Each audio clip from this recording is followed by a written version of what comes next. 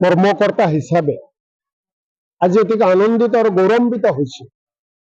অসম প্ৰদেশ কংগ্ৰেছ কমিটিৰ সভাপতি ভূপেন বৰা ডাঙৰীয়াৰ আহ্বানত অসম প্ৰদেশ কংগ্ৰেছ কমিটিৰ আহ্বানত সমগ্ৰ অসমৰ প্ৰতিটো গাঁও পঞ্চায়তত আমাৰ booth committee, Mandal Congress committee, block Congress committee, জিলা কংগ্ৰেছ কমিটিয়ে অসমৰ প্ৰতিটো প্ৰান্তত গান্ধী জয়ন্তীৰ কাৰ্যসূচী হাতত লৈছিল আৰু সুচাৰুৰূপে সকলোৱে পালন কৰিছিল।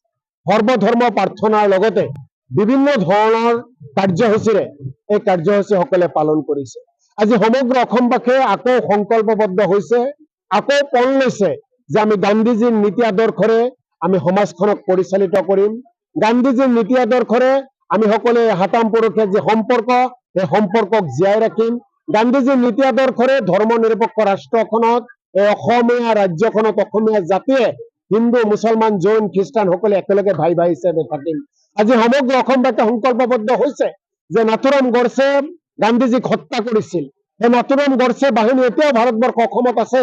আমি তেওঁলোকৰ বিৰুদ্ধে যুদ্ধ কৰি গডছে বাহিনীক আমি পৰাজয় কৰি গান্ধীজীৰ যি নীতি, সেই নীতিক আমি জীয়াই ৰাখিম। গতিকে আমি আজি সমগ্ৰ অসমবাসীৰ প্ৰতি সেৱা জনাইছো, আশীৰ্বাদ বিচাৰিছো। প্ৰতিজন কংগ্ৰেছ কৰ্মীয়ে অসমবাসীৰ পৰা আশীৰ্বাদ বিচাৰিছো, আমি যাতে গান্ধীজীৰ নীতি আদৰ্শৰে সমাজক পৰিচালিত কৰিব পাৰো, অসমীয়া আইক আমি সেৱা কৰিব পাৰো, তাৰ কাৰণে ভগৱান আল্লাহৰ ওচৰতো প্ৰাৰ্থনা জনাইছো।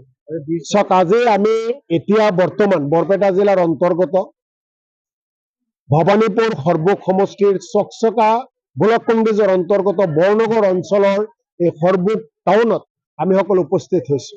আমি জানো মহামানৱ মহাত্মা গান্ধী ডাঙৰীয়াই এই সৰ্বুক অঞ্চললৈ বৰনগৰ অঞ্চললৈ 4 বাৰ আহিছিল। ইয়াতে বহু পৰিয়াল মুক্তিযোদ্ধা আছে, বহু মুক্তিযোদ্ধা পৰিয়াল আছে, প্ৰায় 150 পৰিয়ালৰ ওপৰত আছে। তাৰে কিছু সন্মানীয় ব্যক্তিসকলক, সেই পৰিয়ালৰ সদস্যসকলক ইয়ালৈ মাতি আনিছিলো।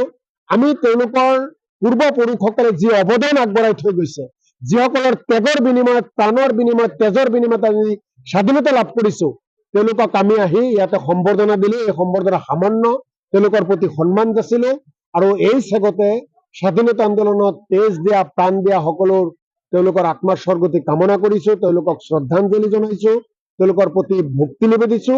আশা কৰো তেওঁলোকৰ ত্যাগক আমি জীয়াই ৰাখিম, তেওঁলোকৰ তেজক আমি মূল্য দিম, তেওঁলোকৰ প্ৰাণে যি প্ৰাণ দিছে সেই প্ৰাণক আমি মূল্য দিম আৰু অসমত, ভাৰতবৰ্ষত সাম্প্ৰদায়িক শক্তিক আমি গা কৰি উঠিব কেতিয়াও নিদিম। বিজেপি মানেইতো বিভাজন। তেওঁলোকে বিভাজন কৰে, সন্ত্ৰাস কৰে, মানুহক ভয় ভীতি দেখুৱাই দিয়ে। এইখন দেশ সংবিধানৰ আধাৰত চলাব লাগে। মুখ্যমন্ত্ৰী, প্ৰধানমন্ত্ৰী যেতিয়া হৈছে, সংবিধানৰ ওপৰত আস্থা বিশ্বাস ৰাখি ভগৱান আল্লাহৰ নাম শপত লৈ তেওঁলোকে নিজৰ গাদীত বহিছে। আৰু গাদীত বহাৰ লগে লগে ৰাজধৰ্ম পালন কৰিব লাগে, জাতি জনগোষ্ঠী সকলোৰ প্ৰতি সমান শ্ৰদ্ধা আৰু ভক্তি থাকিব লাগে, দায়িত্ব থাকিব লাগে।